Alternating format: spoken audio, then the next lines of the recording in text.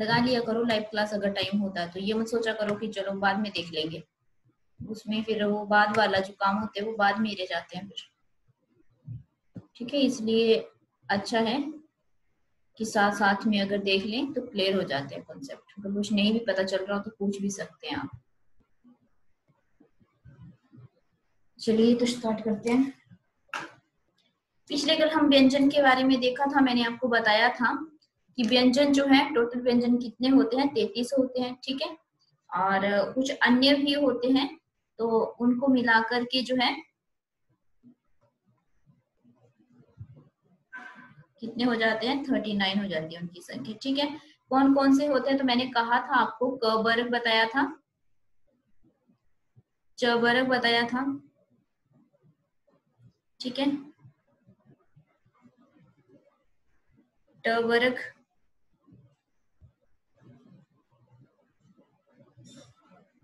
Next कौन सा बताया था बताओ जरा,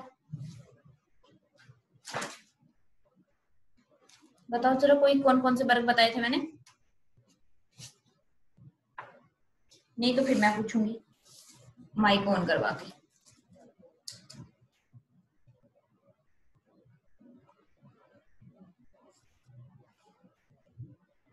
एक्टिव रहना है क्लास में सभी ने, नहीं तो किसी को भी फिर माइक ऑन करने के लिए मैं बोल सकती हूँ, फिर मत बोलना कि हमें जो है माइक ऑन करने के लिए बोला। त वर्ग, प वर्ग, फिर उसके बाद मैंने बताए थे आपको अंतस्थ। अच्छा ये रह गए थे कल करवाने को, है ना, यही कर रहे थे हम, चलो कोई नहीं। ऊष्म व्यंजन, तो ये सब बताए थे कि कौन से क्या क्या होते हैं, ये सारा हमने डिस्कस किया था पिछले कल। और घोष और घोष के बारे में पढ़ा था। ठीक है, तो क वर्ग में मैंने बताया था आपको क, ख, ग, घ, न। ठीक है, इस तरह से रहते हैं। च वर्ग में च, छ, ज, झ और अण। फिर है ट, ठ, ड, ढ, न। ठीक है, त, थ, द, ध, न, प, फ, ब, भ, म। और अंततः कौन से होते हैं, य, र, ल, ब। ऊष्म व्यंजन श, स, स और ह। ठीक है, ये चार चार होते हैं और ये जो है पांच पांच होते हैं। ठीक है, यहीं पे एक और क्वेश्चन साथ में क्लियर करवा देती हूँ, ज्यादा डीपली नहीं जाएंगे आज क्योंकि पिछले कल हमने बहुत से डीपली देख लिया था। तो अलग प्राण और महाप्राण हमने बात की थी। तो अलग प्राण कौन से होते हैं, जिनमें अलग का मतलब होता है कम। ठीक है, अलग का मतलब था कम और प्राण का मतलब था ताकत। तो जिन्हें भी बोलने में जो है कम ताकत लगती है वो आपके अलग प्राण होते हैं। और महाप्राण, महा का मतलब है ज्यादा और प्राण का मतलब तो आपको पता ही है। ठीक है, ताकत। तो यानी कि जिन्हें बोलने में ज्यादा ताकत लगती है वो आपके महाप्राण है, या फिर बोलते टाइम जिनमें जो है वायु जो है ज्यादा निकलती है तो वो है जो आपके महाप्राण। और जिन्हें कम लगेगा टाइम भी और कम स्ट्रेस देकर के हम बोलेंगे वो आपके अलग प्राण।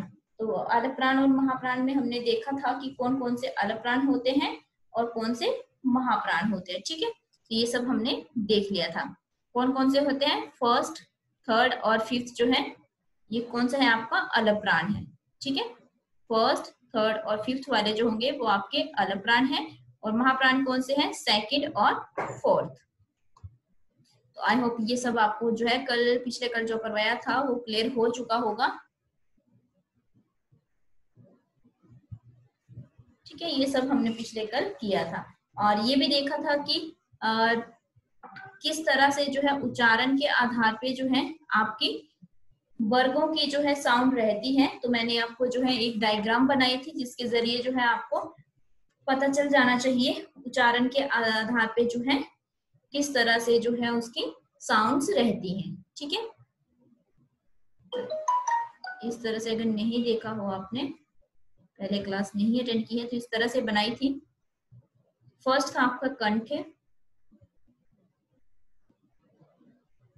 फिर ये था कंठ, ठीक है। और फिर था आपका तालवे यानी कि तालु आपका। अच्छा ये तो कल सारा हो गया था, थोड़ा सा ही बचा था कल, तो आप लोग याद भी नहीं करवाते हो। फिर है मूर्धन्य, फिर था आपका ओष्ठ, ओष्ठ्य। इससे पहले, ओष्ठ से पहले क्या आता है, दंत, ठीक है। तो इसके लिए जो हम यूज करते हैं वो हम करते हैं, कंठ के लिए आपका आता है क वर्ग, ठीक है। तालु के लिए आपका आता है च वर्ग,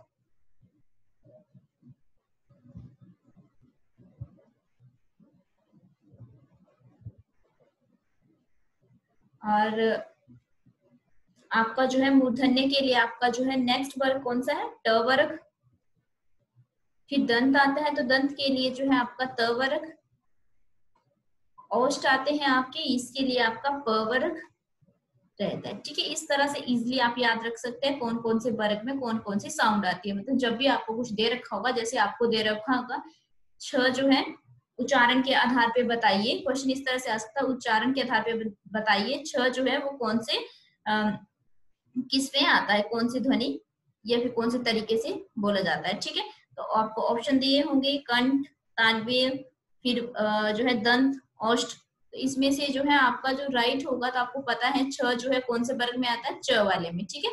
च छ झ में आता है, छ च छ झ आता है इसमें। तो छ जो है वो इसमें आता है, तो किसमें होगा, वो तालव्य में होगा। इसमें आपका राइट आंसर क्या लगाएंगे, तालव्य लगाएंगे। तो देखो इस डायग्राम से जो है आपको जो है सारे सारे जो है जितने भी आपके जो है व्यंजन होते हैं वो यहाँ पे क्लियर हो गए हैं।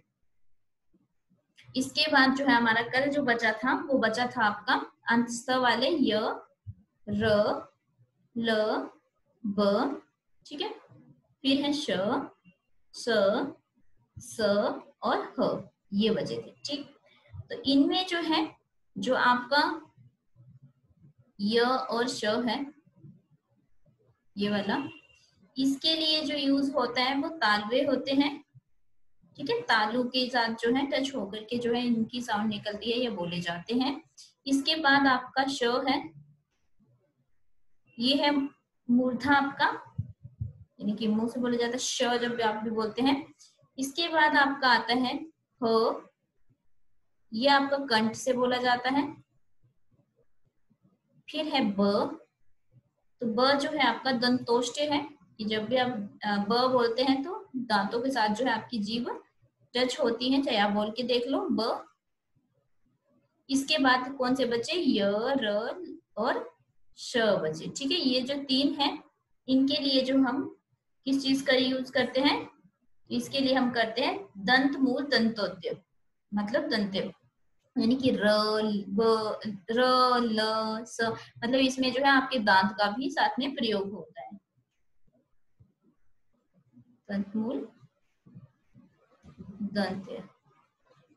तो इस तरह से जो है ये सारे रहते हैं स्वर और व्यंजन। अब जो है वर्णमाला वाला चैप्टर जो है वो ऑलमोस्ट आपका जो है खत्म हो चुका है, ऑलमोस्ट क्या ये पूरा ही खत्म हो चुका है, ठीक है। सब कुछ बता दिए इसमें, अब इससे बाहर जो है जितना भी बताया इससे बाहर कोई क्वेश्चंस नहीं आएगा। इसमें हमने सब पूरे में क्या क्या देख लिया है कि वर्ण होते क्या है, ठीक है। वर्ण के भेद देख लिए, स्वर देख लिए, स्वर के टाइप देख लिए, ह्रस्व देख लिया, दीर्घ देख लिया, प्लुप्त देख लिया, ठीक है। अच्छा जो इस टाइप की बिंदी होती है इसको हम अनुस्वार बोलते हैं, क्या बोलते हैं, अनुस्वार बोलते हैं, ठीक है। जिसमें जो है इसको बोलते टाइम जो साउंड आती है वो कहाँ से आती है, आपकी नासिका से।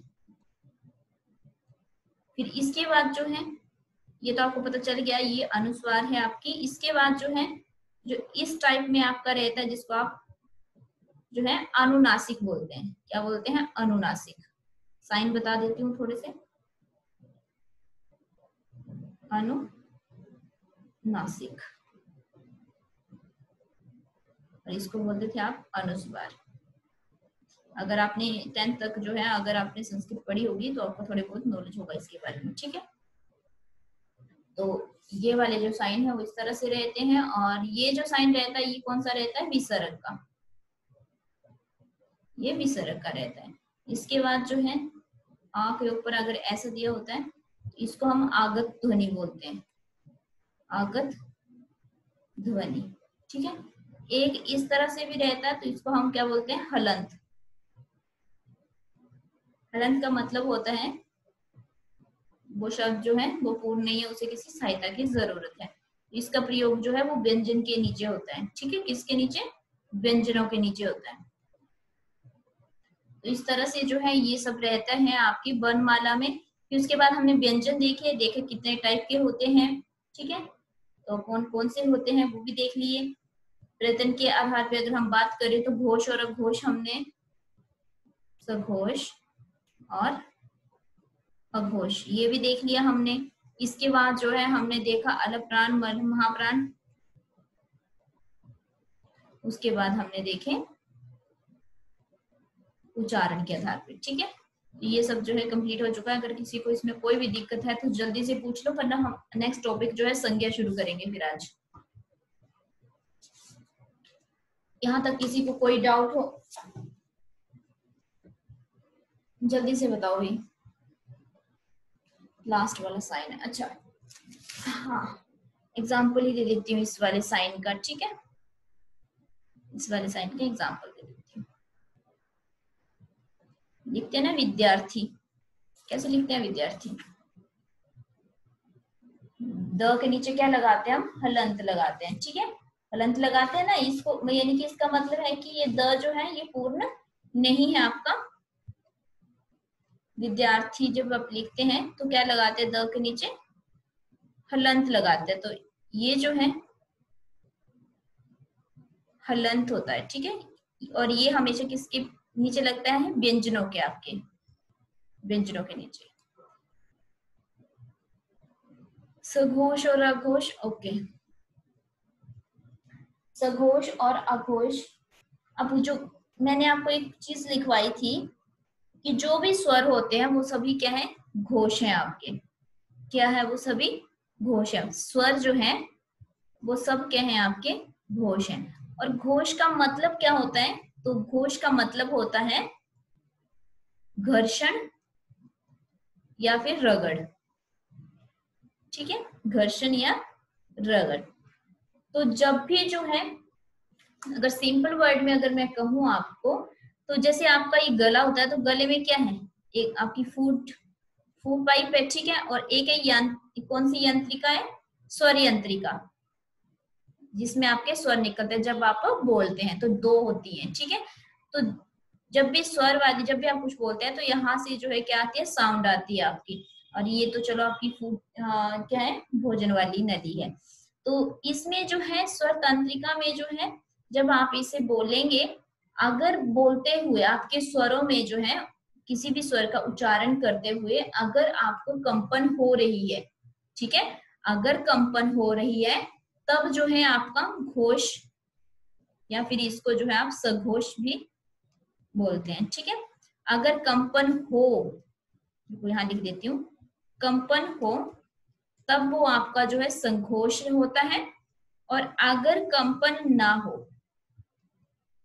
किसी भी चीज को बोलते टाइम जो है वो आपकी जुबान जो है वो कांपे ना, तो जो है तो वो क्या होता है, आपका अघोष होता है, ठीक है, कंपन ना हो तो आपका अघोष होता है। अब इसमें कौन कौन से आते हैं, तो कल मैंने बताए थे आपको कि सघोष में जो है, जो लास्ट लास्ट वाले होते हैं ना, जैसे ण है, ये है, य है, र है, ल है, ब है, ह है और ज है, ठीक है। और अघोष में कौन से आते हैं, क, ख, च, छ। मतलब आप जब इनको बोल रहे हैं तो बड़े सिंपली आप बोल पा रहे हैं, लेकिन जब भी आप जो है य बोलते हैं, न बोलते हैं, तो क्या होता है कि जो आपकी साउंड है वो थोड़ी सी कहीं ना कहीं कांपती है अपने आप में, तो जो है उनमें कंपन होती है। जब कंपन होती है किसी चीज में बोलते टाइम तो वो आपके घोष है, और विदाउट कंपन जो है अगर आप बोलते हैं तो आपके वो क्या है, अघोष है, ठीक है, क्लियर है।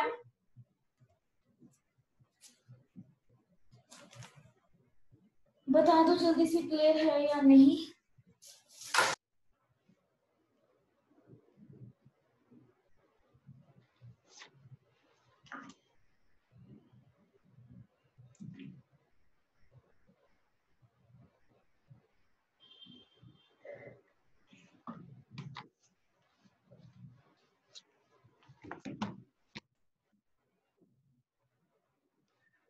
ओके चलो ठीक है।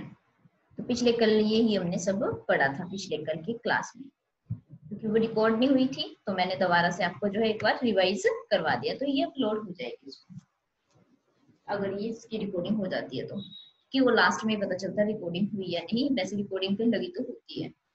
तो आज हम करेंगे संख्या। यहाँ से भी क्वेश्चन आता है,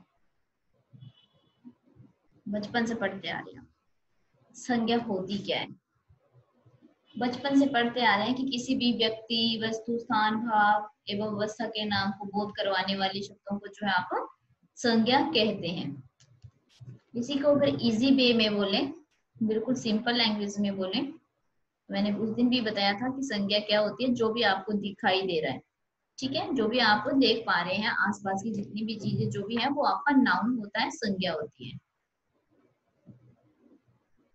जैसे हो सकता है वो कोई आपका पर्सन हो, व्यक्ति हो, ठीक है, पर्सन हो आपका, हो सकता है वो कोई वस्तु हो, कोई ऑब्जेक्ट हो सकता है वो कोई स्थान हो, यानी कि प्लेस हो। इन सबको देख सकते हैं ना, हम किसी व्यक्ति को भी देख सकते हैं, किसी थिंग्स को भी देख सकते हैं, या फिर किसी प्लेस को भी देख सकते हैं, या फिर एक्सेट्रा, ठीक है।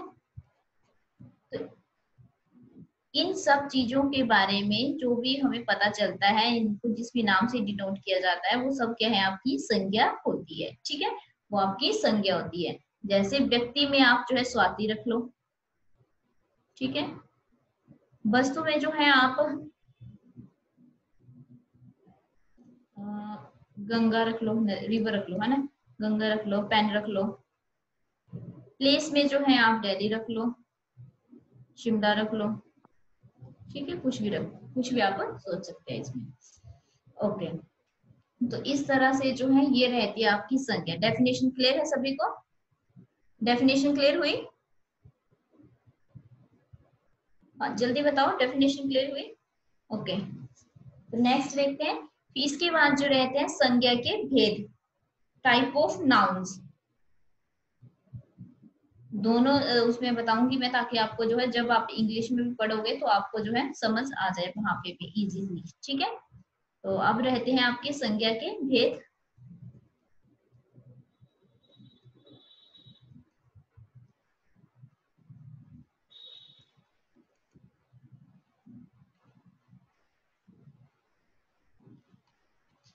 इसके जो है 5 भेद होते हैं, ठीक है। कितने भेद होते हैं? 5। ये आपको पता होना चाहिए और एग्जाम में ये पूछा जाता है।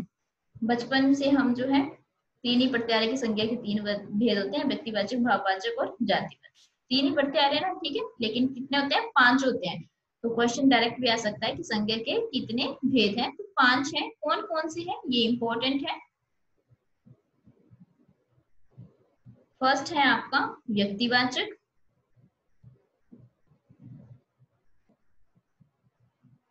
यानी कि प्रॉपर नाउन। सेकंड है आपका जातिवाचक, यानी कि कॉमन नाउन। मैं इंग्लिश में इसलिए लिख रही हूँ साथ में, जब आपको समझाऊंगी तो आपको इजीली समझ आ जाएगा, ठीक है। कुछ चीजें इंग्लिश में जल्दी समझ आ जाती है, कुछ हिंदी में। थर्ड है आपका भाववाचक,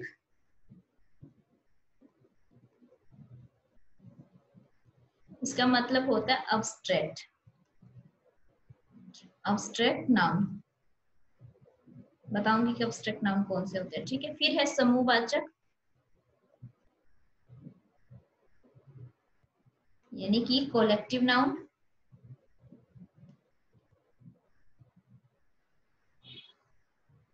फिर फिफ्थ है आपका द्रव्यवाचक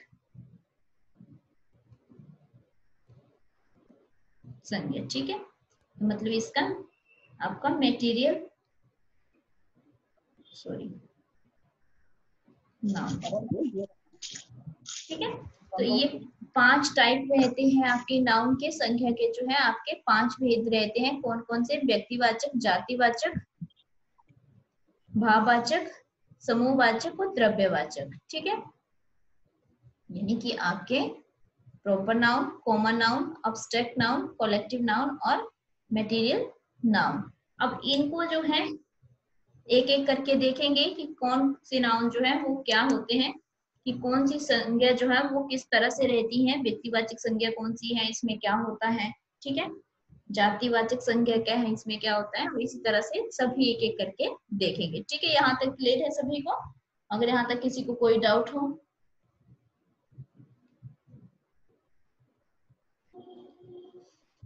अगर नहीं है डाउट तो फिर चलते हैं नेक्स्ट, उसमें जल्दी से बता दो। अच्छा, इसके बाद जो इंग्लिश की क्लास है उसमें आपको टेस्ट दिया जाएगा, तो वो सबने टेस्ट करना है। ठीक है, क्लास नहीं होगी उसमें, उसमें आपको टेस्ट दिया जाएगा। जो कल आपका टॉपिक हुआ है आर्टिकल वाला, उससे रिलेटेड इस बार मैंने सोचा इस बार डिफरेंट थोड़ा सा पैटर्न रखा है मैंने, क्योंकि आपको मॉक टेस्ट नहीं मिलेंगे क्लर्क वालों को वीकली, तो इसलिए मैंने सोचा है कि साथ साथ में जैसे टॉपिक खत्म होता है तो आपको उसके क्वेश्चंस मिल जाएं ताकि आप कर लें। ठीक है, आई थिंक साथ साथ वाला ज्यादा बढ़िया है। और जो वीकली होता है उसमें बहुत से क्वेश्चन होते हैं, कई बार 100 क्वेश्चन होते हैं, कई बार 70 होते हैं, तो वो तो संडे को अदर क्लास अदर बैच का रहते हैं वो। लेकिन मुझे लगा कि ये साथ साथ वाला ज्यादा बढ़िया है।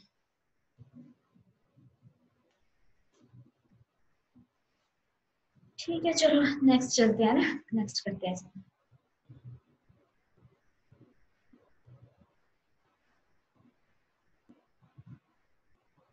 फर्स्ट है आपका व्यक्तिवाचक संज्ञा। नोट्स पे मिल जाएंगे इसके। ठीक है, टेंशन नहीं लेनी, नोट्स अपलोड हो जाएंगे, जैसे टाइप होकर के आएंगे अपलोड हो जाएंगे। मैं खुद ही कर दूंगी और बता भी दूंगी जब होंगे अपलोड। तो ठीक है, तो व्यक्तिवाचक संज्ञा क्या होती है, सबसे पहले आपको ये पता होना चाहिए। तो इसका मीनिंग इंग्लिश में जो होता है वो क्या होता है, प्रॉपर, प्रॉपर नाउन। ठीक है, यानी कि संज्ञा का वे शब्द जो किसी भी व्यक्ति, यहाँ पे याद रखना है, किसी भी व्यक्ति, वस्तु या फिर स्थान के नाम का हमें के बारे में बताता है। ठीक है, सिंपल, यानी कि किसी भी पर्सन के बारे में बता रहा है, किसी भी ऑब्जेक्ट के बारे में बता रहा है, या फिर किसी स्थान के बारे में बता रहा है, तो उसको हम क्या बोलते हैं, उसको हम बोलते हैं व्यक्तिवाचक संज्ञा। अब कैसे, लेकिन क्या यहाँ पे क्या है, प्रॉपर है, मतलब फिक्स किसी एक चीज के बारे में 100% श्योर है कि ये जो है यही है। जैसे एग्जाम्पल, राम, नाम बता रहा है ना, राम, अब राम ही रहेगा। ठीक है, राम है, गीता है, सीता है, तो वो क्या फिक्स नाम है उनके, 100%, मतलब वो है। ठीक है, वो प्रॉपर नाम है उन चीजों के, प्रॉपरली उसी के बारे में हमें जो है बता रहा है, तो वो जो है क्या होंगे आपके व्यक्तिवाचक संज्ञा। ऐसे नहीं सोचना कि व्यक्तिवाचक का मतलब है कि कोई व्यक्ति हो गया तो मतलब वो व्यक्तिवाचक संज्ञा, ऐसा नहीं है। जरूरी नहीं कि वो व्यक्ति हो सकता है वो कोई ऑब्जेक्ट ही हो। ठीक है, और कोई वस्तु ही हो, या हो सकता है वो स्थान हो। लेकिन क्या है कि प्रॉपर जो है उसी के बारे में हमें बता रहा होती है चीज, प्रॉपर हमें पता चल रहा होता है कि हाँ, अगर दिल्ली है तो वो दिल्ली है प्रॉपर। ठीक है, अगर अगर आपका चंडीगढ़ है तो वो 100% चंडीगढ़ ही है, मतलब प्रॉपर उस जगह के बारे में हमको बताया जा रहा है, तो वो आपका क्या होगा, वो आपका व्यक्तिवाचक होगा। ठीक है, प्रॉपर से याद रखना कि व्यक्ति का मतलब व्यक्ति नहीं है, सिर्फ सिंपल इंसान नहीं है, बल्कि क्या है, प्रॉपर है इसका मतलब। तो इसमें जो है हम और भी एग्जाम्पल देख सकते हैं, जैसे हिमालय या फिर यमुना। ठीक है, या फिर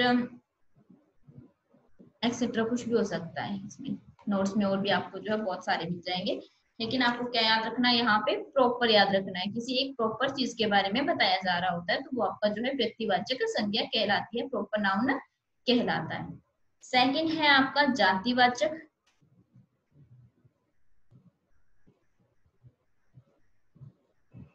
तो जो जातिवाचक है उससे हमें क्या पता चलता है, किसी भी एक, अच्छा इंग्लिश में देख लेते हैं पहले इसको, है ना, तभी आपको पता चलेगा, आप तो यहाँ पे कुछ भी सोचेंगे नहीं। तो इंग्लिश में इसका मतलब होता है कॉमन, ठीक है। कॉमन मतलब हमें किसी एक चीज के बारे में, कॉमन किसी एक चीज के बारे में पता चल रहा होता है तो वो आपका जो है क्या होता है, जातिवाचक होता है। जैसे एग्जाम्पल, अब इसका यहाँ पे क्या मतलब है, जाति का जो है यहाँ पे क्या मतलब है, इसका मतलब है कॉमन, यानी कि जैसे कोई बच्चे हैं, 10-20 बच्चे हैं, ठीक है, बॉयज बॉयज हैं और वो फुटबॉल खेल रहे हैं, ठीक है, या फिर गर्ल्स गर्ल्स हैं, वो फुटबॉल खेल रही हैं। अब हम क्या बोलेंगे, अब हम एक एक का नाम तो नहीं लेंगे, हम क्या बोलेंगे कि वहां पे जो है लड़कियां जो है वो खेल रही हैं, ठीक है, सभी के लिए एक ही वर्ड का यूज कर दे, कॉमन वर्ड का यूज कर दे, या फिर हम सॉरी लड़कियां भी नहीं बोलेंगे, बच्चे जो भी खेल रहे हैं चाहे वो लड़कियां हो चाहे लड़के हो, हम क्या बोलेंगे, वहां पे बच्चे जो है गेम्स खेल रहे हैं, हमने सबके लिए क्या यूज कर दिया, वर्ड बच्चे कर दिया, ठीक है। यहाँ पे एक और नेक्स्ट वाला जो आएगा, जब हम कलेक्टिव करेंगे तो उसमें भी थोड़ा सा डिफरेंस रहता है, तो कलेक्टिव और कॉमन जो रहेंगे आपके, यानी कि जातिवाचक और समूहवाचक जो रहेंगे उनमें थोड़ा थोड़ा सा डिफरेंस रहेगा, लेकिन आपको ध्यान देना है कि जातिवाचक के लिए हम उसके लिए यूज करते हैं जिसमें हम किसी भी ऐसे संज्ञा के शब्द जिसमें हमें किसी जाति का बोध हो रहा होता है उसे हम जातिवाचक बोलते हैं। जैसे एग्जाम्पल युवक, ठीक है, या फिर इस स्त्री कह सकते हैं आप, स्त्री है, या फिर किसान, ठीक है, पर्वत है, पहाड़ है, ठीक है। अब नाम नहीं बता रहे हैं ना यहाँ पे कि कौन सा पहाड़ है, ठीक है, या फिर कौन सी पर्वत है, हिमालय पर्वत है ये कौन सी, यहाँ नहीं ऐसे नहीं बता रखा है, क्या बोले, सिर्फ पर्वत यूज किया है, मतलब सभी के लिए कॉमन वर्ड यूज किया। अब यहाँ पे स्त्री बता रखा है तो एक विमेंस के बारे में बात नहीं कर रहे हैं, बल्कि क्या बोल रहे हैं, स्त्री से पता चल गया कि सभी महिलाएं, ठीक है, वो कोई सी भी हो सकते हैं। युवक यानी कि यंगर है, यहाँ पे युवक है, तो अब युवक कौन है ये नहीं बता रखा है, सबके लिए एक ही वर्ड का यूज हुआ है। अब जो भी खेती बाड़ी करेंगे वो सभी क्या होंगे, किसान होंगे, वो एक एक को नहीं बताएंगे कि अच्छा जी ये सेब के बाग लगाता है तो ये जो है ये सेब किसान हुआ, ऐसा नहीं होगा, क्या होगा, वो सिर्फ किसान होगा, ठीक है। या फिर जो है अगर कोई खेती करता है तो इसका मतलब ये नहीं है कि वो खेती वाला किसान है, वो क्या है, किसान है, एक ही वर्ड का यूज किया गया, कॉमन वर्ड यूज किया गया है सभी के लिए, तो वो आपका क्या कहलाता है, वो आपका जातिवाचक कहलाता है। थर्ड है इसमें आपका भाववाचक, ये भी इंपॉर्टेंट है, भाववाचक यानी कि अब्स्ट्रैक्ट। अच्छा, यहाँ पे जैसे क्या होता है, भाव मतलब आपकी फीलिंग से रिलेटेड है, ठीक है, यहाँ पे जो बात बताई गई है इसका मतलब, भाव का मतलब क्या है कि आपकी फीलिंग से रिलेटेड है। जैसे आप जो है इसको नाप तोल नहीं सकते हैं, पहली बात, ठीक है, जैसे फॉर एग्जाम्पल आप क्या कहेंगे कि वो बहुत सुंदर है, ठीक है, सुंदर वर्ड जो है, अब इसको क्या करेंगे, आप किसी की सुंदरता को नाप तो नहीं सकते हैं ना, ठीक है। अब सुंदर है, सुंदर तब देखने वाले सुंदर नहीं है, यहाँ पे हम किस चीज की बात कर रहे हैं, फील करने वाली सुंदरता की बात कर रहे हैं, भाव की बात कर रहे हैं, ठीक है।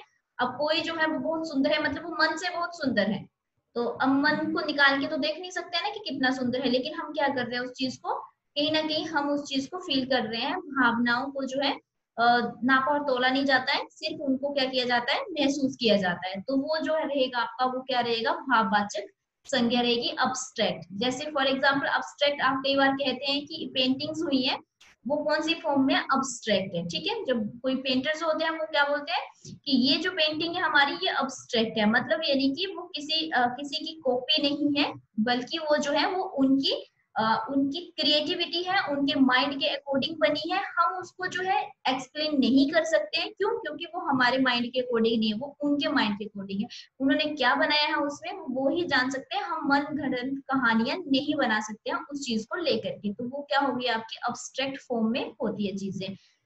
इसमें एग्जाम्पल और देख लेते हैं, जैसे लंबाई है, चौड़ाई, यहाँ पे और भी बहुत दे रखा है, सुख है, दुख है। अब इस सुख दुख में कितना है वो तो नहीं पता, लेकिन है, सुख है और दुख है, ठीक है। अब कितना होता है किसी को वो नहीं हम बता सकते इसमें। तो इस तरह से जो रहता है ये आपका भाववाचक संज्ञा रहती है। इसके बाद नेक्स्ट जो आती है आपकी फोर्थ है आपकी समूहवाचक। समूहवाचक यानी कि ग्रुप में बोल सकते हैं या फिर आप कलेक्टिव।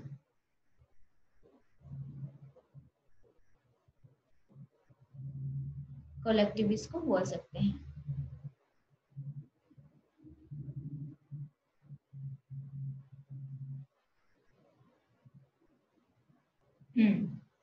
ठीक।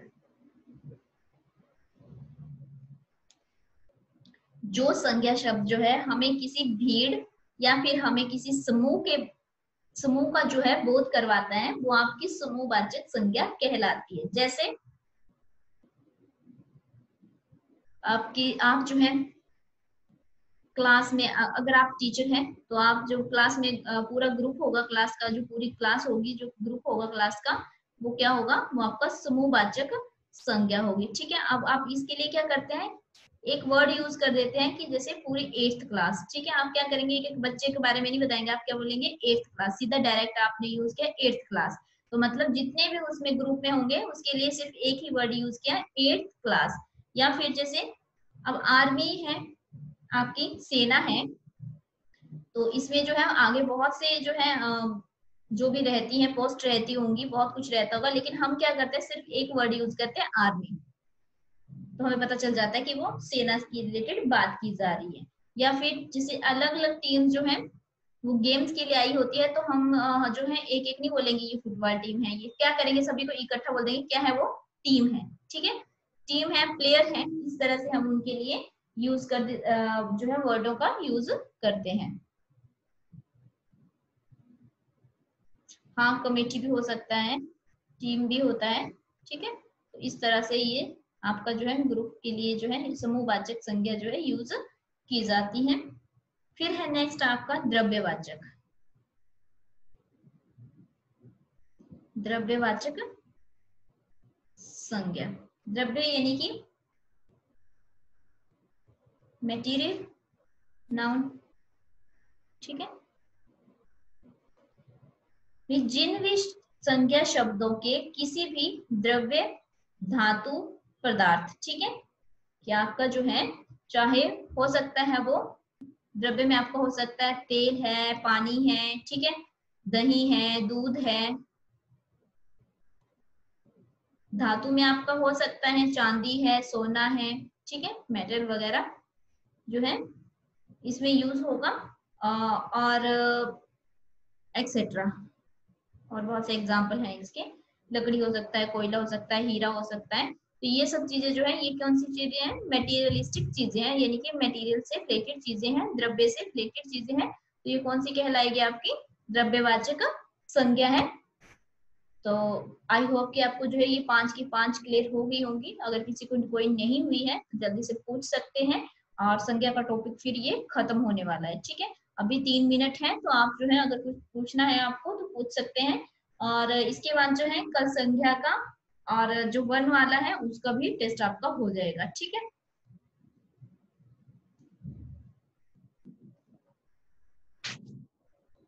समझ आ रहा है ना सभी को। इसके अलावा नोट्स में तो आपको बहुत कुछ मिल जाएगा एक्स्ट्रा भी पढ़ने को उसमें, ठीक है।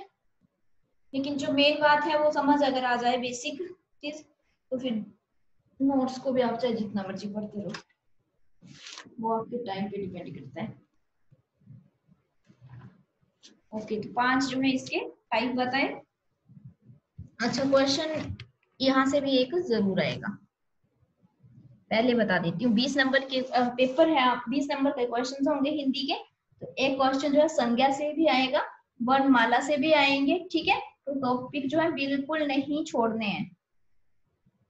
मतलब हिंदी में से अगर 20 मार्क्स की अगर आपको हिंदी आ रही है, तो लगभग जो है आपके 18 प्लस मार्क्स हिंदी के आने चाहिए, ठीक है। बाकी बच्चों से जो है अगर आपको कुछ डिफरेंट करना है तो 80 प्लस मार्क्स जो है आपके हिंदी के आने चाहिए। तो 18 मार्क्स जो है लगभग जो है, चलो ठीक है, एक दो क्वेश्चंस हो सकते हैं ऐसे कि जो नहीं आते, वो किसी को भी नहीं आते होंगे। अगर आपको नहीं आ रहे हैं इसका मतलब वो किसी को भी नहीं आ रहे हैं, क्योंकि आप तो फिर भी इतना पढ़ के जा रहे हैं, बाकी तो फिर खुद ही पढ़ के जा रहे हैं। तो आपको तो करवाया जा रहा है, प्रैक्टिस कर रहे हैं, आप सब कुछ करके जा रहे हैं, ठीक है। और ज्यादातर जो है पेपर पेपर में क्या होता है कि ऐसे रहता है कि 20% जो है बहुत हार्ड टाइप का डाला होता है उन्होंने पेपर, ठीक है। 50% ऐसा, 50 भी क्या, 45 आप मान के रखो, 45% ऐसा होगा जो बहुत इजी होगा, मतलब हर किसी को आता होगा, हर बच्चे को आता होगा, ठीक है। उसके बाद आपके बच्चे अब 15% या 20% जो है कुछ ऐसा होगा जो जिसमें आप 50-50 में आ जाते हैं फिर, ठीक है। पता नहीं ये है या नहीं है, मतलब मैं सभी बच्चे जो है वो 50-50 में आ जाते हैं, मतलब मॉडरेट लेवल का आ जाता है वो थोड़ा सा। जिसने पढ़ा है उसके लिए इजी होगा, जिसने नहीं पढ़ा है, जो सिंपल आप विदाउट पढ़ के गया है, वो 40% 45 वाले को तो इजी बोल सकता है, बाकियों को फिर वो उसके लिए टफ हो जाता है, ठीक है। तो पेपर जो भी सेट होता है वो इसी तरह से होता है। जो 20 है हार्ड है बहुत ज्यादा, तो जिसने बहुत अच्छे से प्रैक्टिस की होगी वो भी कर लेगा। तो इसी टाइप से वो आपका पेपर जो है, सारे पेपर इसी तरह से रहते हैं।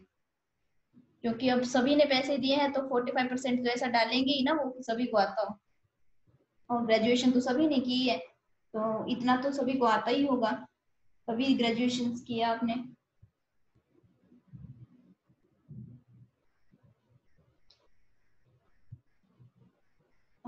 आज की क्लास, हाँ आज की क्लास तो दे मिल जाएगी, अभी लगेगा पता रिकॉर्डिंग होती है या नहीं, ठीक है। अभी लग जाएगा पता थोड़ी देर में, अगर हो जाती तो मैं अभी अपलोड कर दूंगी इसको, 15 के मिनट में हो जाएगी फिर अपलोड।